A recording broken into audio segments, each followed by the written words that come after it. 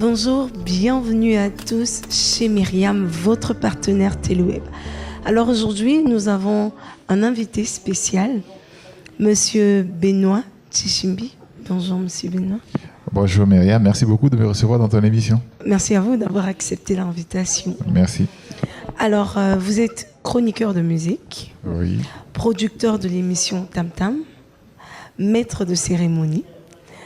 Tout de suite, j'ai envie de vous demander comment est-ce que vous vous définissez vous-même avec tous ces titres, toutes ces vestes que vous avez. Comment est-ce que vous vous définissez vous-même? D'abord, avant de commencer, je voudrais remercier la propriétaire de ce cadre qui nous accueille ici, Monty Air, ici au bord du Madoukou, ce beau canal que nous avons ici qui a été très bien aménagé.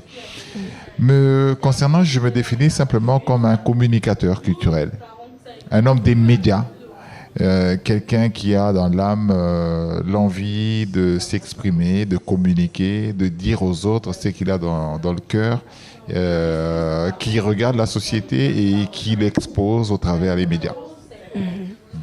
D'ailleurs, tout à l'heure, on a parlé de votre veste comme étant le producteur de l'émission Tam Tam. Oui. Vous en assurez la continuité. Exactement. Depuis déjà l'année prochaine, ça fera 15 ans. Exactement, oui, ça fera 15 ans l'année prochaine, oui, c'est vrai. Alors, dites-nous un peu quel est le bilan que vous faites de votre travail que vous avez eu à bâtir jusqu'à aujourd'hui. C'est vrai, tu venais de dire tout à l'heure, je suis le producteur de l'émission Tam Tam. Des fois, ça prête un peu à confusion parce que les gens ne se définissent pas trop. Qu'est-ce qu'un producteur de télévision? En fait, quand on dit producteur de télévision, c'est celui qui assure la production, le responsable de la production d'une émission. À ne pas confondre avec concepteur de l'émission, qui est Médard Milandou. Médard Milandou est le concepteur de l'émission Tam Tam. Il a conçu l'émission Tam Tam et il ne peut plus assurer la production puisqu'il est aux côtés du chef de l'État depuis 15 ans. Et si bien que c'est moi qui assure la production de l'émission Tam Tam. Donc je suis le producteur de l'émission Tam Tam. Alors concernant le bilan des 15 ans que je fais de l'émission Tam Tam, c'est beaucoup de plaisir. Et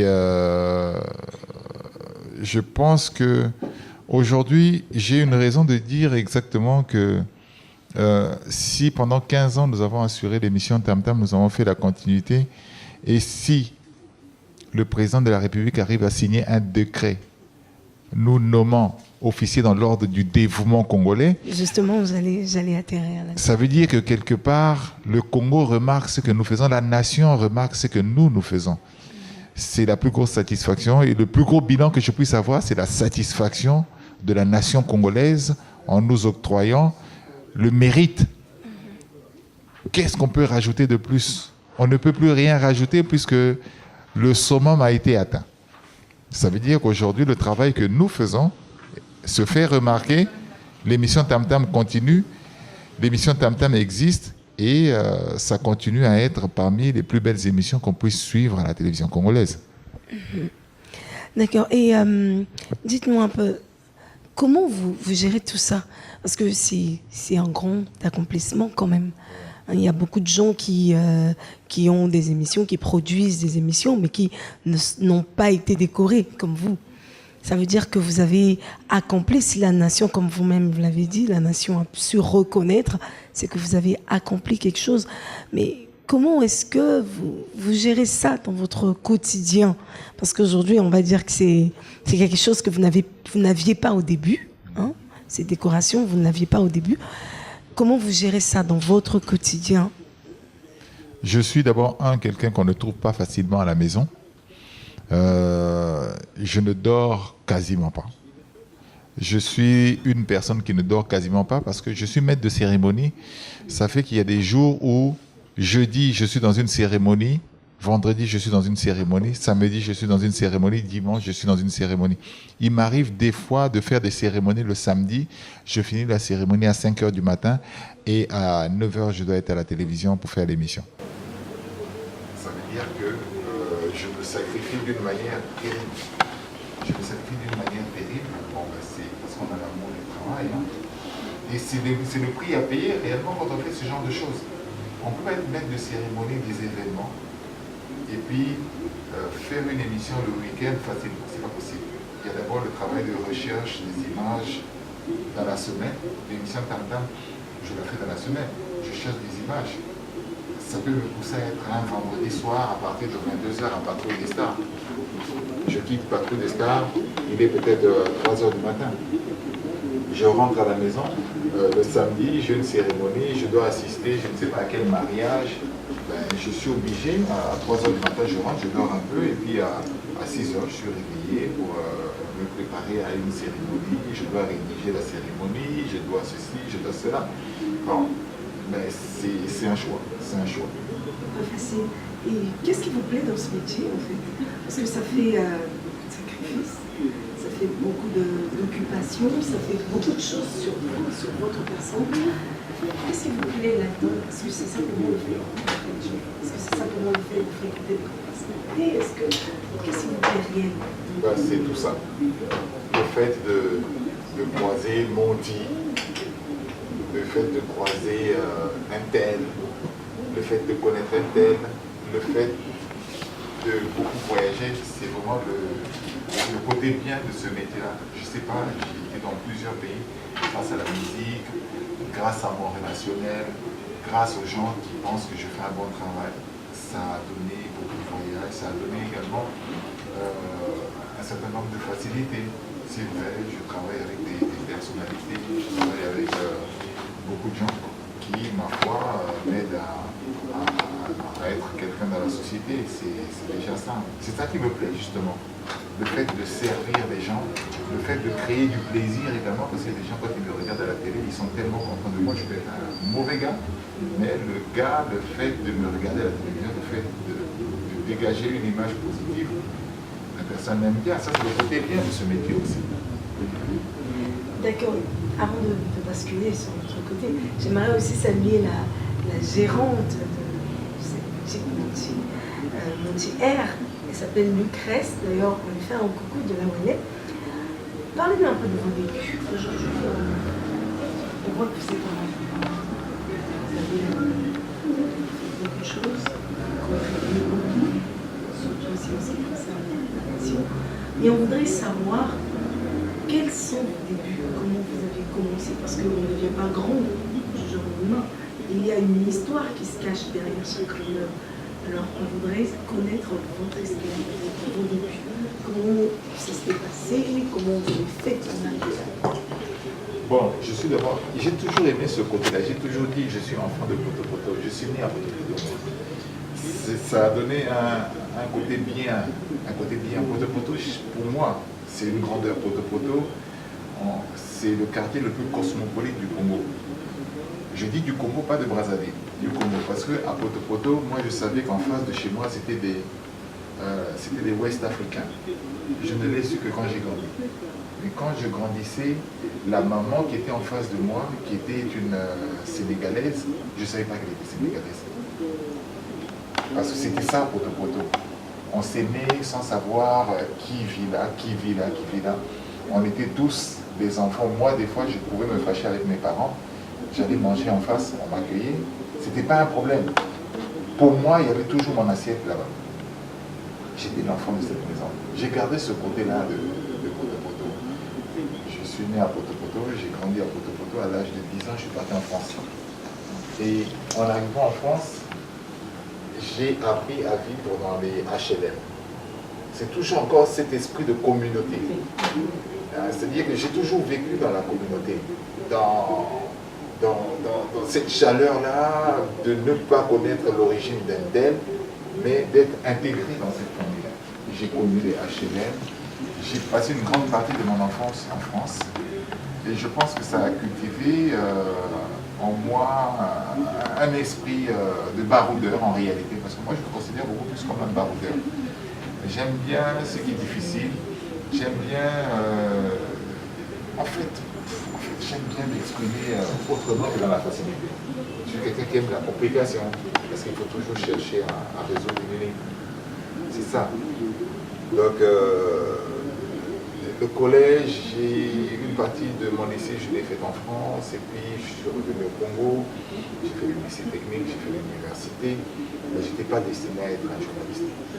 Journaliste, c'est simplement parce qu'un jour, j'avais mon petit frère qui avait un taureau au Canada. On avait besoin d'un jeune Africain, comme il était dans le projet, pour faire une émission musicale au Canada.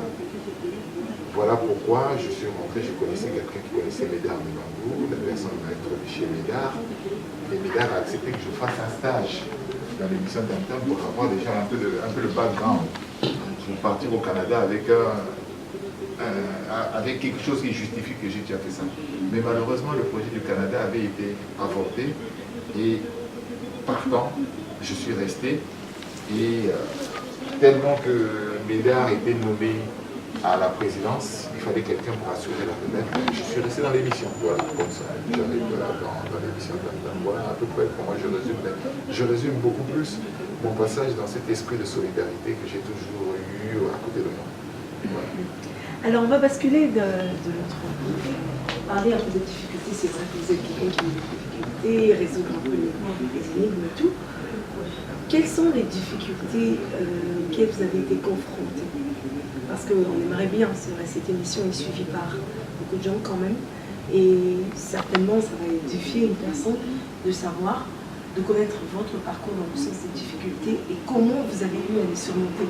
Parce que le plus important, ce n'est pas forcément de dire que je traverse ceci ou cela, mais comment on arrive à surmonter. Donc on aimerait savoir les difficultés auxquelles vous avez été confrontés dans ce métier et comment vous avez fait pour les surmonter. Quand vous arrivez dans une émission telle que l'émission d'Antam, qui est un plateau en or qu'on vous donne, et que, en réalité, quand vous faites ce genre d'émission, vous n'avez ni cassette, ni caméra. Faire une émission pareille, mais il faut faire l'émission, c'est très difficile. On a envie d'abandonner parce qu'on n'a pas les moyens de faire ce qu'on a envie de faire. Mais on surmonte ça par un état d'esprit en réalité. C'est dans l'esprit qu'on surmonte ça. Et quand tu arrives à te convaincre que tu peux le faire, c'est déjà un début, c'est déjà 50% du travail fait. En réalité, on s'est organisé à faire des émissions d'Antam sans rien. Aujourd'hui, on a acheté du matériel. Je ne sais pas comment l'exprimer autrement, mais le fait qu'on montrait notre envie de réellement faire. Il y a eu des gens sympathiques, ce qu'on appelle les mécènes, qui nous ont donné 10 francs, qui nous ont donné 50 francs pour acheter une caméra, pour acheter un ordinateur. Aujourd'hui, on peut dire que non, on peut copier l'émission d'Antam sans demander l'aide de quelqu'un. On a du matériel. C'est simplement parce qu'il y a eu un certain nombre de mécènes, un certain nombre de personnes qui ont cru au travail que nous faisions au départ. Peut-être mal fait au départ, parce que nous n'avions pas les moyens techniques. Parce que pour faire une émission, pour avoir une caméra de la télévision, il faut aller faire signer un papier, il faut l'autorisation, il faut ceci, il faut cela, c'est des contraintes. Or, si vous avez une caméra, même à 2 h du matin, vous allez faire votre production. Ça, c'est des difficultés, c'est énorme ça, mais il faut arriver à créer les mécanismes pour être un peu autodépendant. C'est vrai, ça ne nous permet pas réellement d'avoir beaucoup d'argent ou bien de l'argent simplement, s'il faut dire, mais au moins, ça nous permet de nous en sortir simplement. Voilà.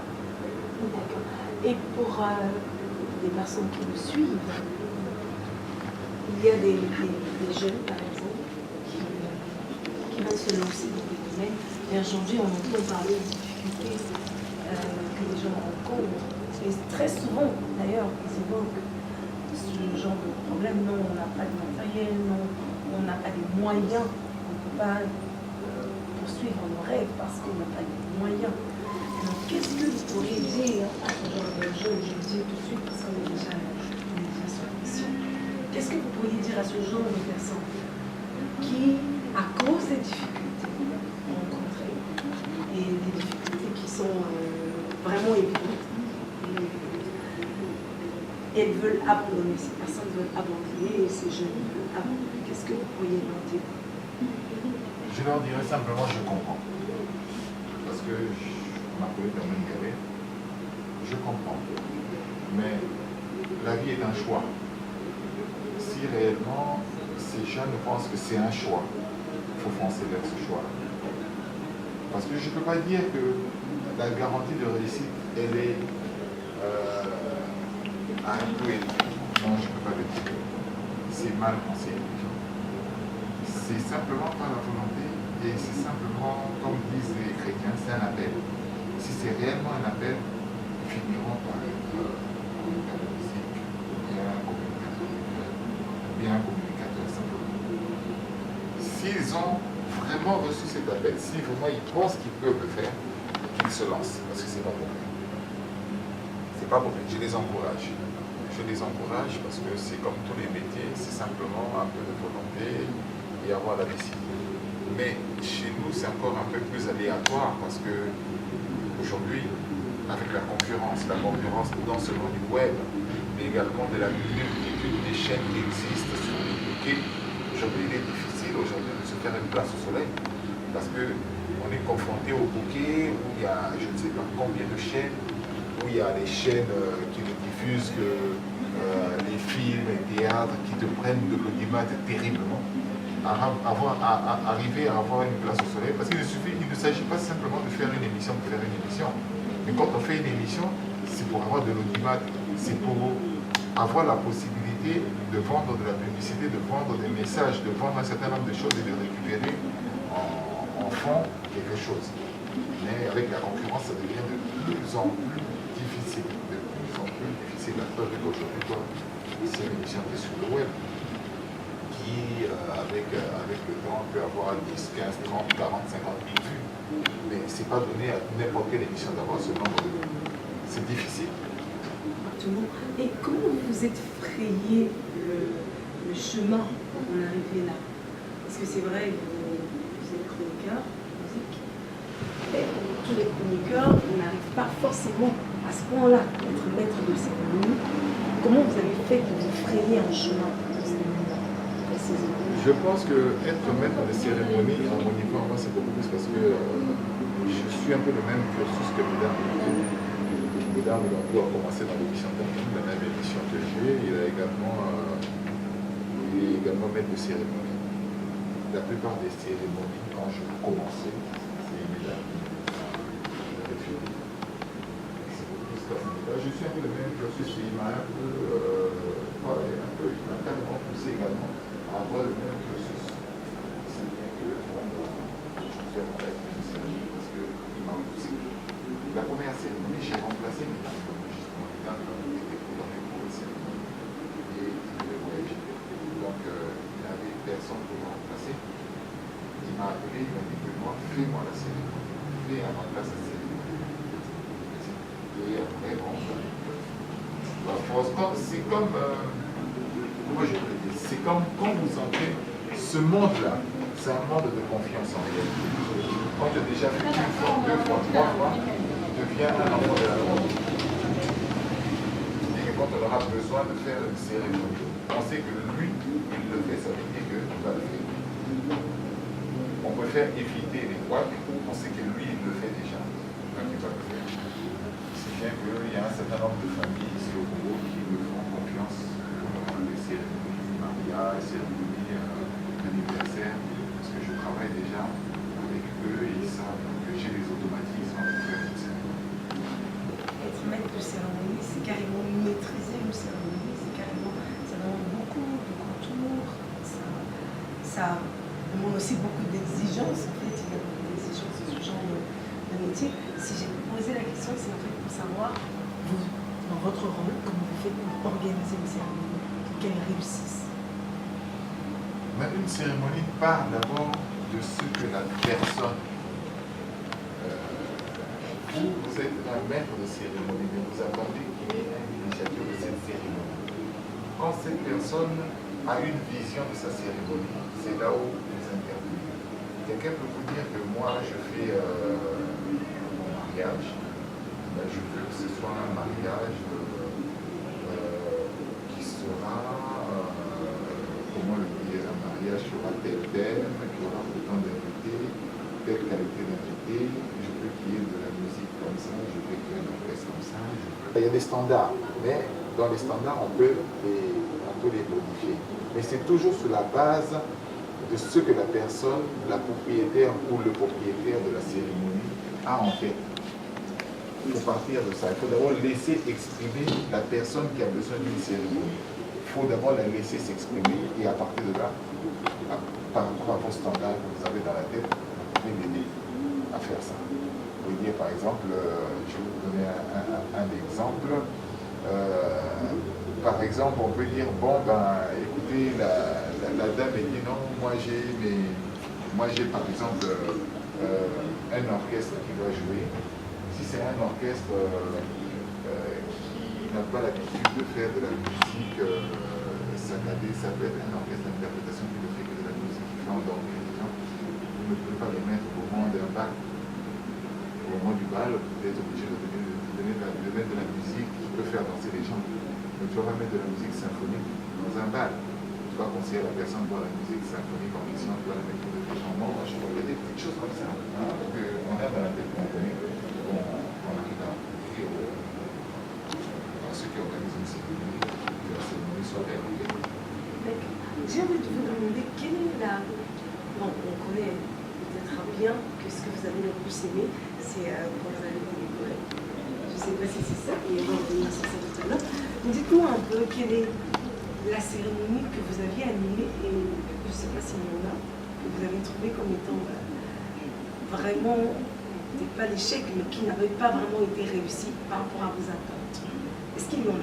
Oui, bien sûr, il y en a, mais est-ce que je m'en souviens encore pour Très loin en arrière. Oui, je ne sais pas, ça fait plus de 10 ans, ça fait 11 ans, je crois, pratiquement 11 ans que j'anime les mariages, les anniversaires, et tout ce qu'il y a comme cérémonie, mais les cérémonies ratées, je ne fais pas tellement dans la tête, mais je sais qu'il y en a, il n'y aura pas raté comme tel, mais les cérémonies qui n'ont pas été à la hauteur réellement de ce que je voulais. Et Peut-être même de la personne qui attendait que cette cérémonie soit ici ou pas. Justement, quand la personne sent, vous sentez que la personne n'est pas satisfaite du résultat, qu'est-ce que vous faites? Mais généralement, c'est pas en général que la personne n'est pas satisfaite, c'est beaucoup plus dans les détails. Et ça, c'est des choses qu'on essaie de mettre dans la tête comme étant à améliorer, mais on n'en fait pas quelque chose de très grave. C'est désolant pour compléter la cérémonie. Ça arrive toujours. Il y a des petits points comme ça qui peuvent arriver. Tu n'avais pas annoncé un tel, tu n'as pas fait ça, ceci. C'est vrai, c'est désolant. Mais comme il y a d'autres choses qui viennent équilibrer, et que, à la fin, les gens déclarent, oh, c'était une belle cérémonie, mais c'est les détails, beaucoup plus quand on discute, quand on fait des briefings. C'est beaucoup plus dans les détails. Oh, tu as manqué ça, tu n'as pas fait ça, ça se corrige toujours. Alors, nous allons lentement, mais sûrement vers la fin de ce moment. Votre plus belle expérience, ce que vous avez le plus aimé par rapport à toutes ces années de travail. Ce que jusqu'à aujourd'hui vous avez le plus aimé. Prenons un souvenir de ce que vous avez le plus aimé dans ce métier, dans ce que vous faites jusqu'à aujourd'hui. Dans ce métier, ce que j'ai le plus aimé en termes dans Tam Tam ou bien, je ne sais pas, dans autre chose, dans Tam Tam, parce que hormis l'émission Tam Tam, on a également les Tam Tam d'or qui sont notre organisation, notre cérémonie de remise des prix. C'est également une cérémonie où je suis directeur artistique. Et d'abord, s'il y a des grands moments, il y a des ratés également. Mais dans l'émission Tam Tam, ce que j'ai le plus aimé, je pense que c'est... oh là là, il y en a pas tellement. Je peux parler. J'ai fait une émission avec Lokwa Kanza qui m'a beaucoup plu. J'ai fait une émission avec Roga Roga qui m'a beaucoup plu. J'ai fait une émission avec Kofi qui était une superbe émission. J'ai fait un voyage chez Wera. Ça, c'est des grands moments aussi, ça mérite d'être dit quand même. Parce qu'un jour, je suis à la maison, j'ai un coup de fil, Charlie Balaka m'appelle depuis Kinshasa, il me dit, Benoît, je suis en train d'arriver à Brazzaville, il y a Werason qui t'invite à Kinshasa. Il a dit, tu ne fais que prendre tes bagages, tout, il paye. J'ai dit, ah bon? Ben, d'accord, il n'y a pas de problème. Il est venu me prendre, on a quitté Brazzaville et jusqu'à Kinshasa, je n'ai même pas payé ni le taxi, ni 100 francs. Je suis arrivé à Kinshasa, j'ai fait une émission avec Werason, superbe émission, et je suis rentré, j'ai fait 3 jours avec Werason et je suis rentré à Brazzaville. C'est des moments forts, c'est pathétique. Je ne peux pas dire qu'il y a un seul événement ou une seule émission qui m'a plu, mais c'est une somme d'émissions qui me procure tellement de plaisir que c'est tout un tout. Je ne peux pas dire qu'il y a un seul moment, non, je ne pense pas. Et on doit l'avouer, hein, il y a beaucoup d'avantages dans ce métier, dans celui que vous faites de chroniqueur et tout, même maître de cérémonie. Il y a vraiment beaucoup d'avantages parce que il peut y arriver que vous voyagez sans rien payer, tout frais payé. Tout frais payé. Bah oui, ça m'est souvent arrivé. Je suis allé avec Beethoven aux États-Unis. C'était un grand rêve pour moi. Je disais tout à l'heure que j'ai grandi en France. Mais je ne suis jamais allé aux États-Unis. C'était un rêve pour moi d'aller aux États-Unis. Je suis allé aux États-Unis gratuitement. Je n'ai rien payé. Rien payé. Je suis allé. J'ai fait un séjour de 10 jours aux États-Unis. Mais rien payé. C'est excellent. Ça. Je suis allé en Chine. C'est des rêves. Je n'ai jamais rien payé. Bon, j'ai plein. C'est en Italie. Rien payé. Je suis allé en Afrique du Sud, rien payé. Oui, bon, c'est des avantages comme ça qu'on a. C'est vraiment des avantages. Que dire de plus? Comme quoi, il faut savoir choisir son métier. Parce qu'il y a des métiers carrément qui vous façonnent la vie et qui vous facilitent la vie. Bien sûr. Alors, vos projets maintenant, je crois qu'on va atterrir par là. Qu'est-ce que vous envisagez aujourd'hui? Il y a quand même des accomplissements déjà depuis que vous avez commencé. Il y a de grands accomplissements d'ailleurs. Mais maintenant, qu'est-ce qui vous reste à faire? Au stade où vous allez vous dire, là, j'ai tout fait, j'ai fini. Bon, ça c'est une question que j'aime bien parce que ça fait 15 ans que je fais l'émission Tam Tam. J'ai envie d'expliquer aux gens réellement aujourd'hui que le métier que nous faisons de producteur d'émissions, je ne parle pas simplement d'animateur d'émissions, parce qu'il y a toutes ces nuances-là qu'il faut faire. Moi, je suis producteur d'émissions, je suis animateur, présentateur, producteur d'une émission. Mais je prends le côté producteur, c'est des choses que les gens ne comprennent pas.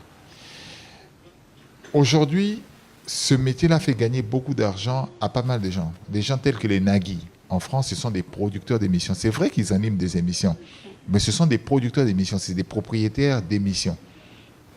C'est un métier qui n'existe pas trop bien encore. Je suis producteur d'émissions, mais je me l'explique moi-même. Mais les gens ne comprennent pas ça. Même nos propriétaires de chaînes ne savent pas réellement ce que c'est qu'un producteur d'émissions. Je suis producteur d'émission, ça veut dire que je suis responsable d'une émission. Il faut permettre aux jeunes aujourd'hui, la plupart de ces jeunes qui font des émissions au Congo, ils sont des producteurs mais ils ne le savent pas. Ils sont exploités. Pourquoi? Ils sont exploités, pourquoi? Je vous ai dit que quand vous faites une émission sur une chaîne de télévision, c'est difficile pour vous d'avoir la caméra. Oui.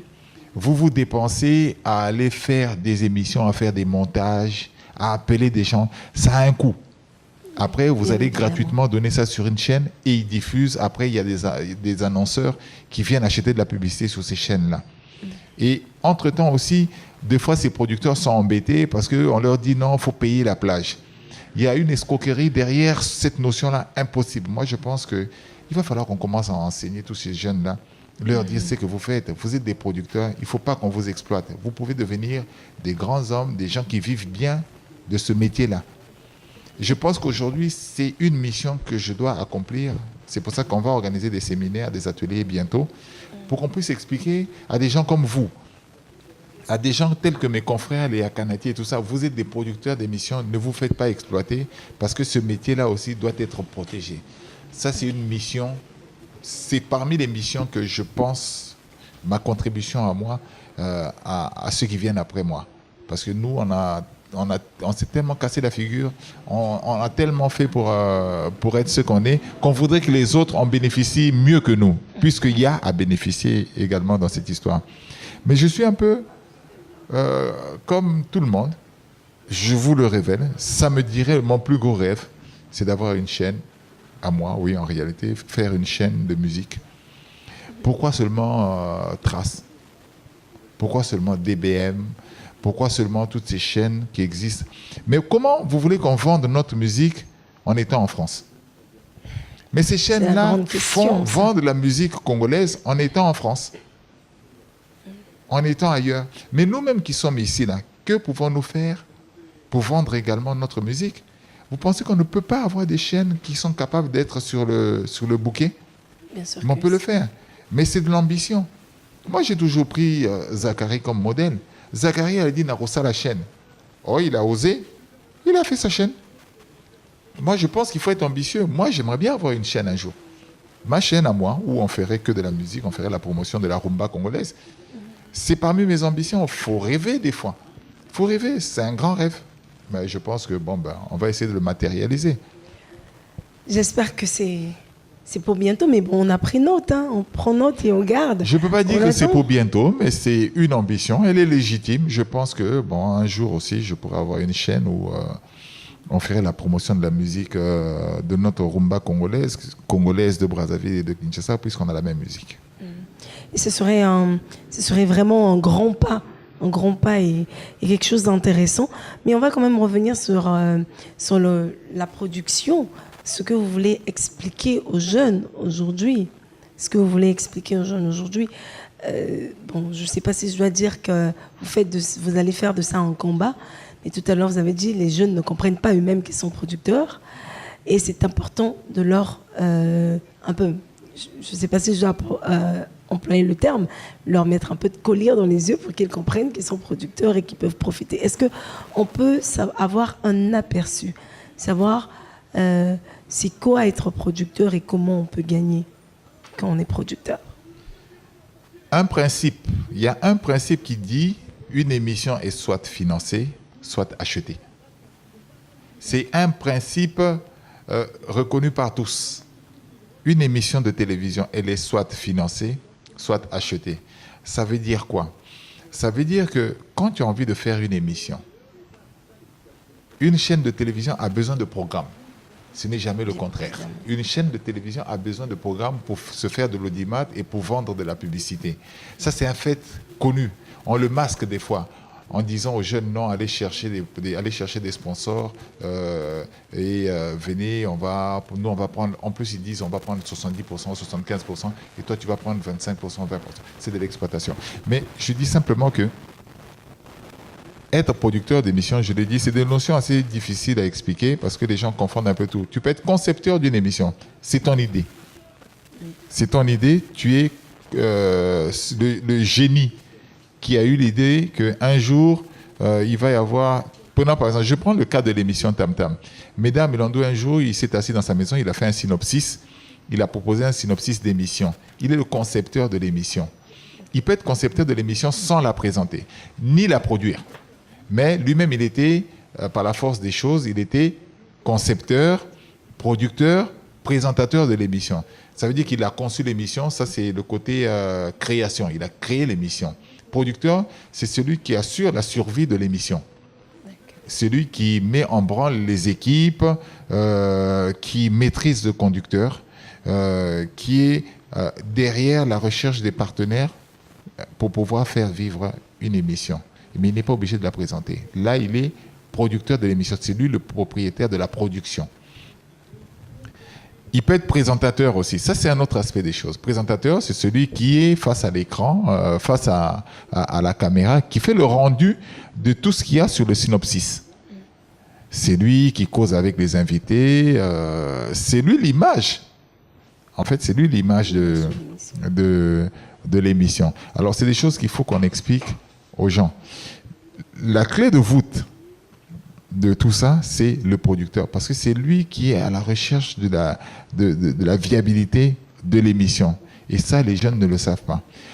Toutes ces émissions qui existent, à la télévision, en réalité, il n'y a qu'une seule émission qui appartient à la télévision. c'est le journal. Toutes les autres émissions sont des conceptions des gens.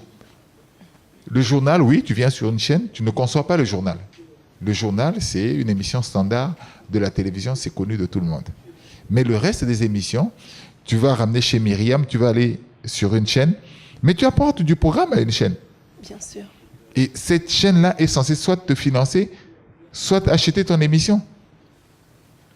Mais comment on va te dire, toi qui amènes une émission qui peut ramener de l'audimat, tu ne viens pas vendre quelque chose, tu proposes un programme. Tu ne viens pas vendre quelque chose. Si tu proposais un produit à vendre, là, tu paierais la promotion. C'est tout à fait normal.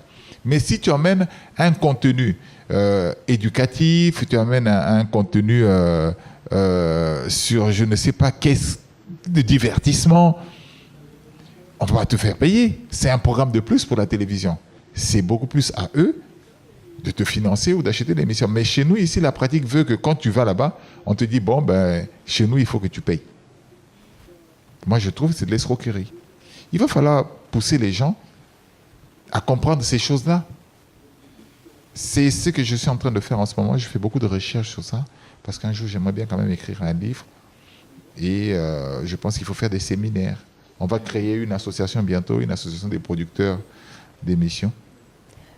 Ça va exister bientôt. C'est une idée intéressante. C'est une idée. Il faut créer une association pour pouvoir revendiquer, pour pouvoir réfléchir, pour pouvoir se dire qu'on va faire un cadre juridique également. Ça n'existe pas. Et pourtant, il y a des producteurs d'émissions aujourd'hui. Il n'y a pas que des émissions musicales. Toutes ces émissions-là sont des productions. Hein. Exactement. Exactement. Mais bon, on va certainement en profiter. Hein. Ce serait vraiment intéressant de pouvoir d'arriver à la réalisation de tout ce qui a été dit, parce que ça va aider beaucoup de gens, et surtout que ce n'est pas que pour aujourd'hui. Ça servira aussi aux générations futures. C'est futures. beaucoup plus pour eux, parce que bon, nous, c'est vrai que on est déjà dedans. On ne jouira pas de ces avantages-là maintenant, mais il va falloir qu'on fasse un cadre pour que les autres puissent en jouir. Hein. Et c'est possible. Et déjà, hein, on vous remercie pour cela. Alors, Monsieur Benoît, nous sommes déjà à la fin de ce numéro, de cette émission. Nous vous disons merci encore. Il n'y a pas de quoi. Et merci à vous de nous avoir suivis. Merci surtout à Madame Monti qui nous a reçus dans sa boutique. Merci également à Lucrèce, la gérante de la boutique. Et quant à vous, on se retrouve prochainement pour un nouveau numéro chez Myriam.